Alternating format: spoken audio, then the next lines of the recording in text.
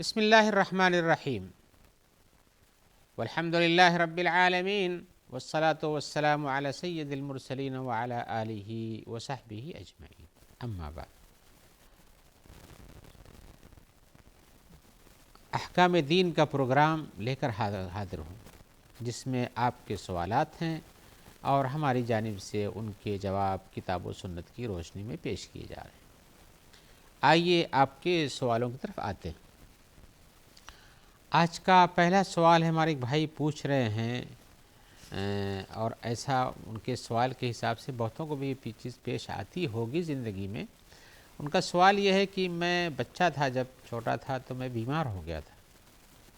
اور شدید بیمار ہوا تو ہماری اماں جی نے ایک نظر مانی کہ اگر اس کو شفا حاصل ہو جاتی ہے اور ہمارا بیٹا بڑا ہو جاتا ہے تو میں فلاں بزرگ پیر کے پاک قبر پہ جا کر کے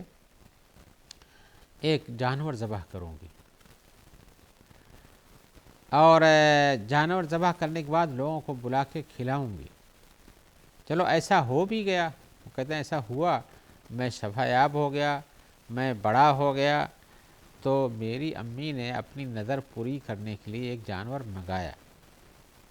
منگایا کہ اس کو لے جاؤ فلاں پیر کے قبر پر ذبح کرو، اس لیے کہ ہم نے ایک نظر مانی تھی کہ تم بیماری سے شفا پا جاؤ گے اور بڑے ہو جاؤ گے، تو میں اس طرح سے ایک نظر مانتی ہوں کہ میں ایک جانور ذبح کروں گی، لہذا میں اپنی نظر پوری کرنا چاہتی ہوں۔ تو یہ بیٹے صاحب کہتے ہیں کہ ہم نے ان کو کہا کہ اماں جان یہ شرک ہے،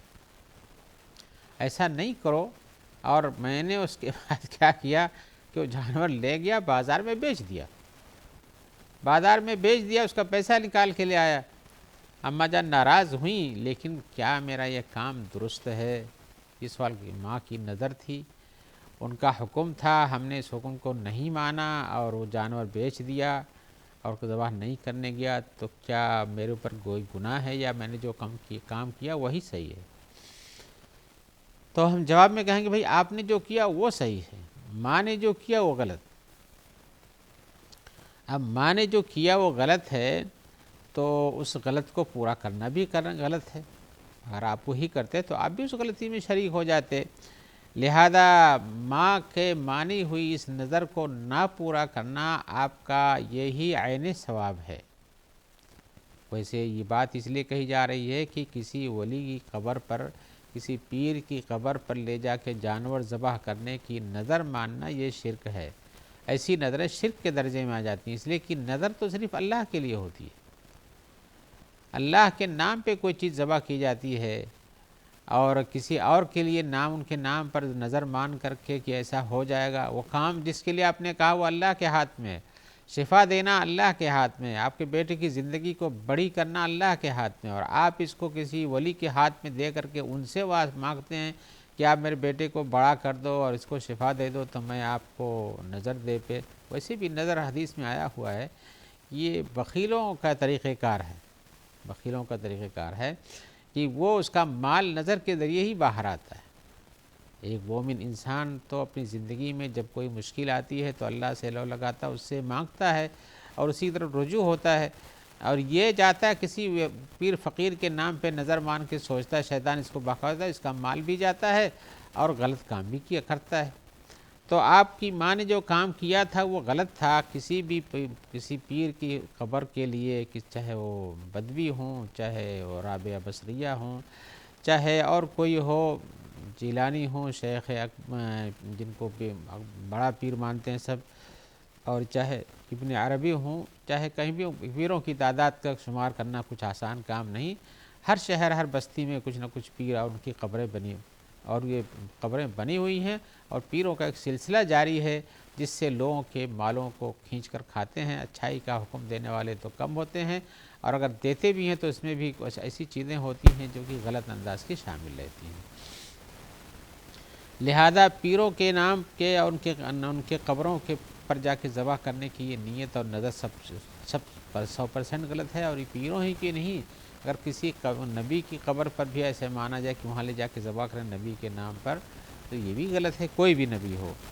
تو کسی مسلمان کے لیے درست نہیں ہے کہ وہ اللہ نظر ذبح کرے کسی کے نام سے بلکہ اللہ کے نام سے ذبح کرنا چاہیے۔ قل ان صلاتی و نسکی و محیایا و مماتی للہ رب العالمین، حضرت ابراہیم کا جو فرمان کہا گیا تھا، کہو یہ بات کہ میری نماز اور میری قربانی اور میری زندگی اور یہ میری موت یہ سب اللہ کے لیے ہے۔ تو قربانی بھی اللہ کے نام سے، تو نظر میں بھی قربانی کی نظر کی آپ نے مانی ہے کہ میں اگر ایسا ہوا تو ان کے نام سے قربانی کر دوں گی، نظر مانتی تو یہ غلط تھا، لہذا آپ نے اس کو صحیح کر دیا تو اپنی جگہ پہ یہ صحیح ہے۔ تو اللہ تعالیٰ فرماتے ہیں یا ایھا الناس اعبدوا ربکم، لوگوں اپنے رب کی عبادت کرو، اور نظر ماننا بھی ایک عبادت ہے، لہذا یہ اللہ کی ہونی چاہیے۔ وَقَضَىٰ رَبُّكَ أَلَّا تَعْبُدُوا إِلَّا إِيَّاهُ، اور تمہارے رب نے فیصلہ کر دیا کہ عبادت صرف اس کی کرو، سورہ اسراء میں ہے۔ اللہ تعالیٰ فرماتے ہیں وَمَا أُمِرُوا إِلَّا لِيَعْبُدُوا اللَّهَ مُخْلِصِينَ لَهُ الدِّينَ، سورہ بینہ میں ہے کہ حکم ہی دیے گئے تھے کہ اللہ تعالیٰ کی عبادت کریں اور اللہ تعالیٰ کے لیے اطاعت کو خالص کر کے رکھیں، اس میں کسی اور کو شریک نہیں کریں۔ اور اللہ تعالیٰ فرماتے ہیں سورہ جن کی آیت نمبر 18 میں فَلَا تَدْعُوا مَعَ اللَّهِ أَحَدًا، اللہ کے ساتھ کسی اور کو نہیں پکارو۔ اور نظر مان کر کے اپنے بیٹے کے لیے شفا حاصل کرنا یہ اللہ کو پکارنے کے درجے میں تھا، تو آپ نے نبی کو کسی ولی کو پکارا، یہ غلطی تھی۔ اور دعا کرنا کسی سے ایک عبادت ہے یہ، لہذا اس عبادت کو اللہ کے لیے کے علاوہ کسی اور کے لیے خاص نہیں کرنا چاہیے۔ حدیث میں آیا ہے الدعاء هو العبادہ، دعا یہی عبادت ہے۔ تو اللہ تعالیٰ فرماتے ہیں ادعونی استجب لکم، مجھ سے دعا کرو میں قبول کروں گا۔ تو دعا کرنے کو تو اللہ کو یاد کرنا چاہیے تھا، تو اللہ کے ساتھ کسی اور کو نہیں پکارا جا کے، چاہے وہ ولی ہو، چاہے کوئی بڑا ہو، چاہے چھوٹا ہو، اور چاہے حتیٰ کہ جمادات ہوں، سب کچھ ہوں، بت ہوں، ان سب کو کوئی کسی کو نہیں پکارنا چاہیے، نہ ان کے لیے نظر ماننا چاہیے۔ اور بہت سے لوگ ایسا کرتے ہیں تو یہ غلط کرتے ہیں۔ تو ذبح کرنا بھی ایک عبادت ہے،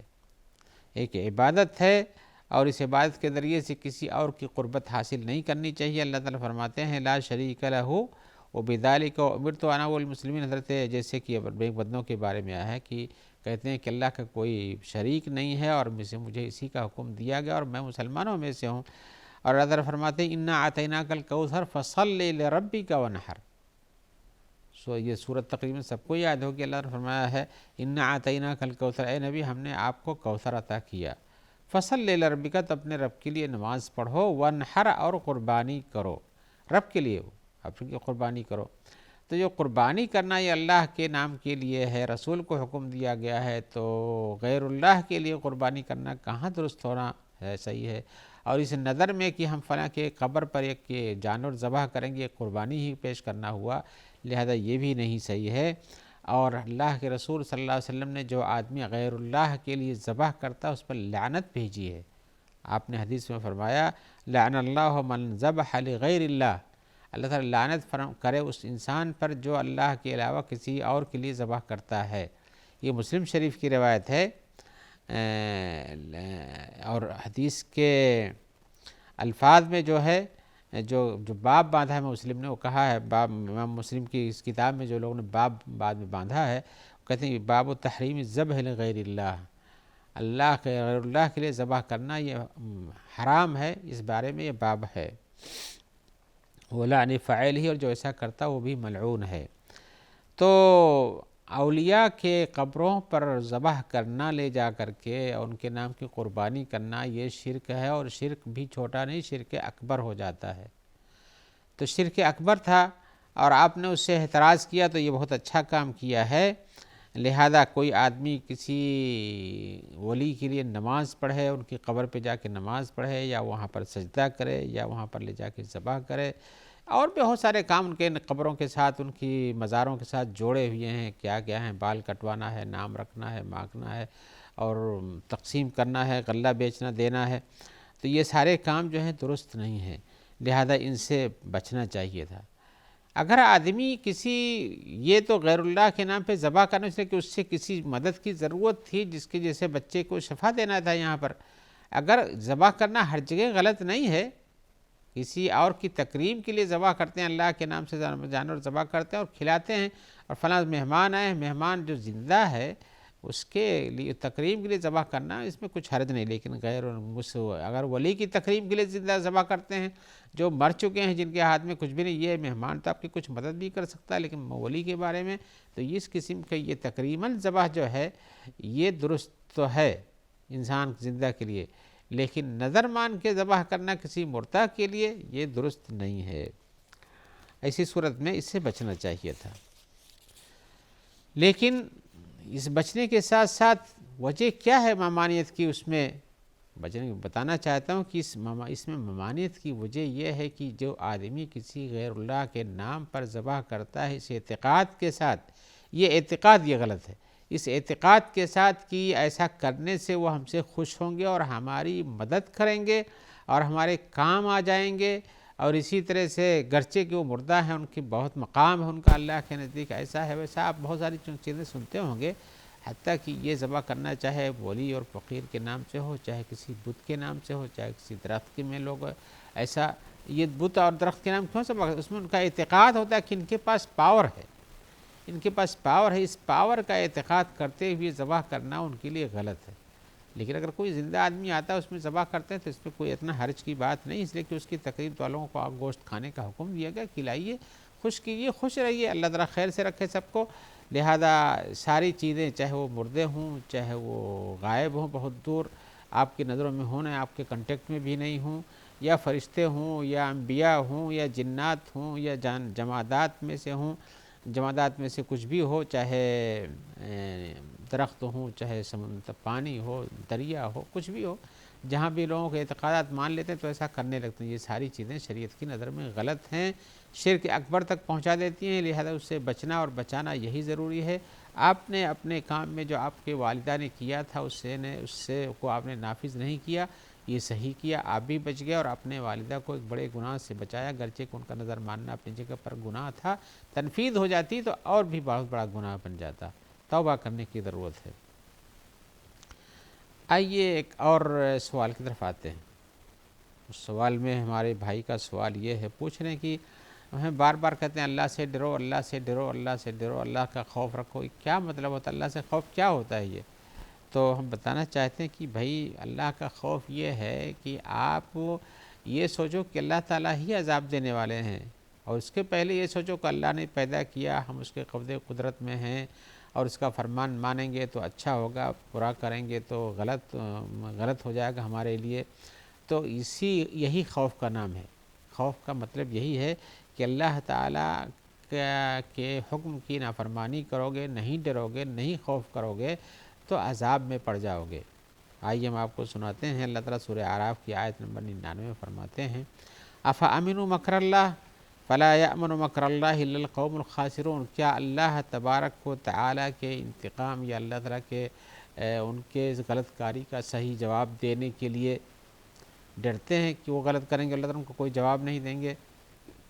اور جو آدمی اللہ تعالیٰ کے مکر سے، یعنی اللہ تعالیٰ کے اس انتقام سے، اللہ تعالیٰ کے اس عذاب سے ڈرے گا تو وہی لوگ ہیں جو خسارہ پانے والے ہیں۔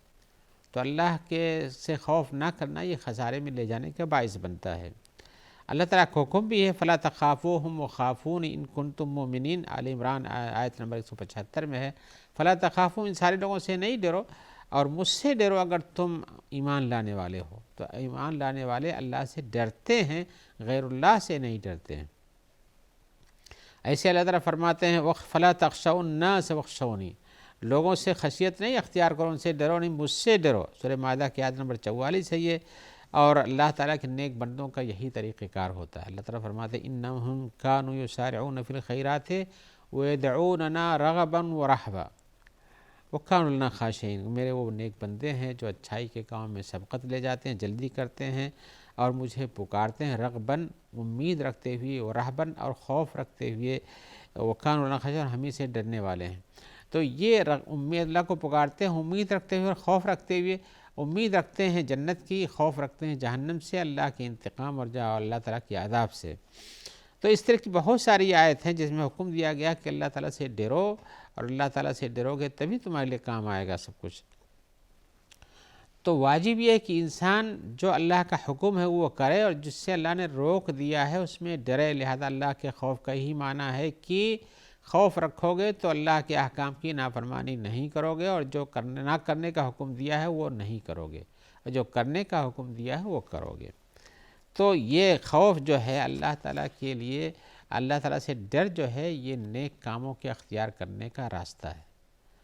ان اسباب کو کاٹ دیتا ہے جو غلط راستے پہ لے جاتے ہیں، اور واجب یہی ہے کہ اللہ تعالیٰ نے جو پسند کیا وہ کرو، جو حکم دیا وہ کرو، جس سے روکا اس سے بعد آ جاؤ، اور اسی صورت میں اللہ کی جنت کے قریب ہو جاؤ۔ یہ ہے اللہ سے خوف کا معنی۔ آئیے ہم ایک اور سوال کی طرف چلتے ہیں، اس میں انہوں نے یہ بھی پوچھا ہے کہ یہ خوف اور امید دو چیزیں جو بتائی جاتی ہیں، اس میں اہل سنت اور جماعت کا کیا عقیدہ ہے؟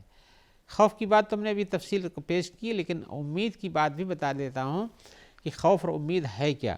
خوف اور امید یوں سمجھیے جیسے کہ یہ دو ایسی چیزیں ہیں مومن کی زندگی میں جن کا برابر رہنا یا بعض حالات میں ایک کا زیادہ ہونا ایک کا کم ہو جانا ایسا ہوتا ہے۔